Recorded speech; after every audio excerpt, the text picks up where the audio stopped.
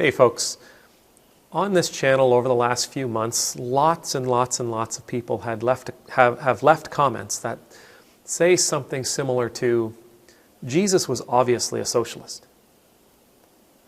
Now a lot of people reject that idea. I even reject it, but not because I think Jesus was so radical that he was socialist. I actually think Jesus was more radical than what we see in modern day socialism.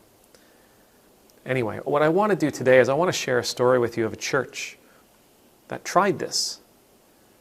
An honest to goodness church that walked this particular path. See, this church got together on a regular basis and they took care of each other. They took care of every single member of the church. They didn't see anything as though it was a personal possession. Everything that each member had, they considered it to be the possession of the community. Everything. Maybe not toothbrushes. It never mentions toothbrushes in the story. So maybe not toothbrushes, but everything else. And underwear. Probably not underwear, but they don't mention underwear. Anyway, I'm getting lost in the details. Bottom line is, I read this story, and in this story, it talked about how this church, all the members had no possessions. Everything that they owned, that we would say they owned, it would belong to the community. It was there for community use, for community consumption. If somebody happened to sell a house, that money went to the church. It went to the community. It went to the congregation. And from there, the congregation took that money and they shared it, not just with members, but with people in need in the community around them. If there was a need that needed to be met, people would get together and take care of that need. They would get together and help those who needed help, those who were vulnerable. They would be there for the sick and for the dying, for the vulnerable. They would lift them up. It was in this community, everybody was equal. There was no rich and poor, equal. There was no good and bad, equal. There was no criminal, innocent, equal. Dirty, clean, equal. Black, white, equal. There were no differences among the people. They did not exist in a way that allowed for those kinds of differences. Of course, everybody had their own personality. Everybody had their own way of doing things. Everybody had their own way of... Yes, that individualism was still there.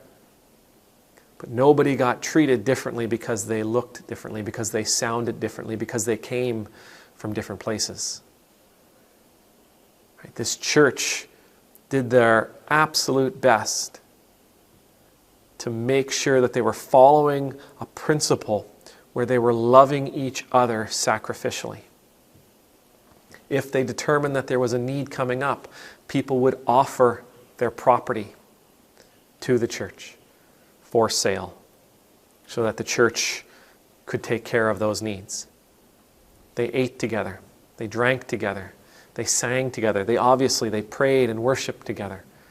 They taught their children together. They cooked together. They studied the scriptures together. Now, in today's world, we would look at a group like this and instantly think cult. That's some sort of commune out there in some crazy part of Ontario or some wild part of Arizona or New Mexico, some place where they could hide out and be away from the world, some kind of hippie hostel. We wouldn't look at it very lovingly. But this church did great things. This church did incredible things. This church grew and grew and grew. This church encapsulated their neighborhood. And people of all faiths came into this church, this Christian church. And all people brought what they had into this Christian church. And this Christian church thrived, and it thrived, and it thrived. So why is it that we're so afraid? Why is it that we're so afraid of socialism? What did I just describe? That church, by the way, was founded in Jerusalem. It was founded in Jerusalem just after the ascension of Jesus Christ, after his resurrection and after his crucifixion, about 2,000 years ago.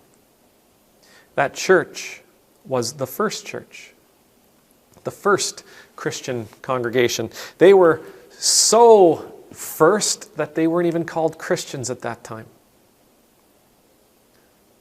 Every church on the planet came from that one cell, that one congregation. So why are we afraid? Why are we afraid of something like socialism? When that's how the original disciples built up the congregation. When that's how the congregation felt called to respond. By giving up everything to the community, giving up everything to the congregation, sacrificing all they had for one another.